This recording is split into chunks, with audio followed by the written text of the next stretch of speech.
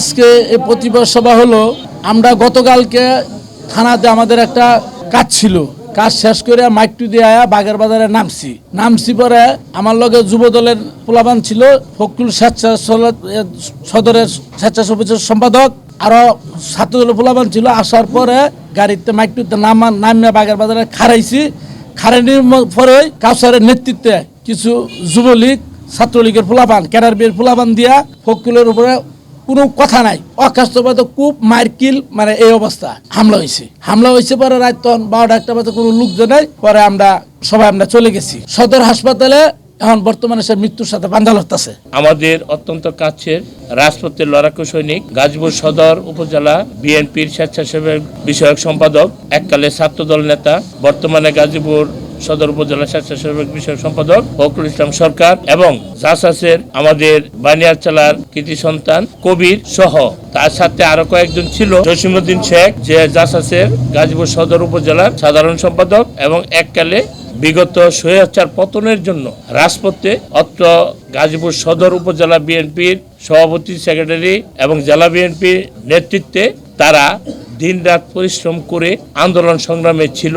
আজকে যারা তাদের উপরে হামলা করেছে, তখন তারা হামলা করেতো তাদেরকে মারার জন্য রাজপথ থেকে পুলিশ দিয়া হয়রানি করে, যেন এই স্বৈরাচার সরকার শেখ হাসিনার সরকার যাতে বলবৎ থাকে, তার জন্য শেখ হাসিনার প্রতিনিধিত্ব হিসাবে এই এলাকার যারা আওয়ামী দূষর, তারা ওই মুখোশধারী কিছু গুন্ডা, কিছু সন্ত্রাসী যারা গতকালকে আমাদের এই নেতার উপরে হামলা করেছে, যে ঘটনা আমরা প্রত্যাশা করি নাই, কল্পনাও করি নাই।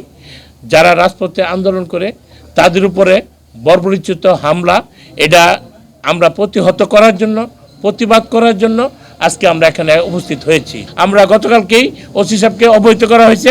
আজকে মামলার সংক্রান্ত বিষয়ে মেডিকেল রিপোর্ট হওয়ার সাথে সাথে আমরা মামলা সংক্রান্ত বিষয়ে পদক্ষেপ নেব আইনগতভাবে। এবং যে ফখরুল আহত অবস্থায় বর্তমানে হাসপাতালে আছে, আমরা আজকে হাউস থেকে তার উত্তরোত্তর তাড়াতাড়ি করে যেন সুস্থ হয়ে আমাদের মধ্যে আসতে পারে, তার জন্য আমরা দোয়া চাই।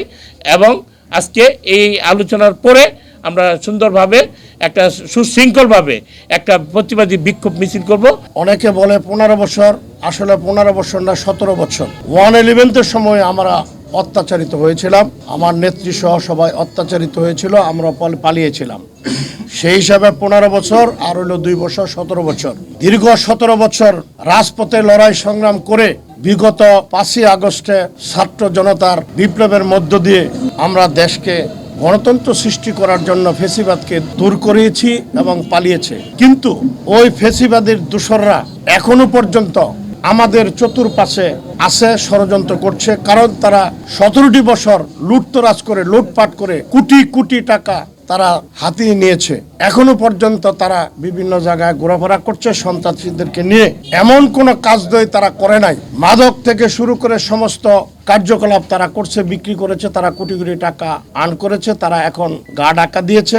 তারা এই স্বৈরাচারের দোসররা অনেক সময় আমাদের দলের কারোর উপর ভর করে এই ধরনের দলের যারা নিবেদিত প্রাণ তাদের উপর হামলা করে বিভিন্ন সময়ে। ইতিপূর্বে ঘটনা ঘটেছে। তারই ধারাবাহিকতা অনুযায়ী ফখরুল আমাদের নিবেদিত দলের জন্য বিগত আন্দোলনে রাজপথে লড়াই সংগ্রাম করেছেন আমার সাথে প্রতিদিন এমন কোনো দিন নাই সে আন্দোলন করেন নাই। সে আন্দোলন করেছেন বিদায় তার প্রতি একটা আক্রোশ আওয়ামী লীগের। সে আওয়ামী লীগের যারা অনেকে শুনছি মুখ বেঁধে নাকি তার উপর হামলা করেছে। আমি গাজীপুর সদর উপজেলার বিএনপির পক্ষ থেকে তীব্র নিন্দা ও প্রতিবাদ জানাই। পাশাপাশি প্রশাসনের কাছে এটার বিচার চাই। আমরা যারা নেতা কর্মী আছি তারা নিজেদের হাতে কোনো আইন হাতে উঠে নেব না। আইনের প্রতি আমরা শ্রদ্ধাশীল, সেই হিসাবে আমরা আইনের কাছে গিয়েছি। যদি কোনো নেতা কর্মী আওয়ামী লীগদের নিয়ে কোনো ব্যবসা বাণিজ্য অথবা তাদের সাথে সংঘবদ্ধ হয়ে কোনো কার্যকলাপের সাথে জড়িত থাকে, আমরা তাদেরকেও বহিষ্কার করব।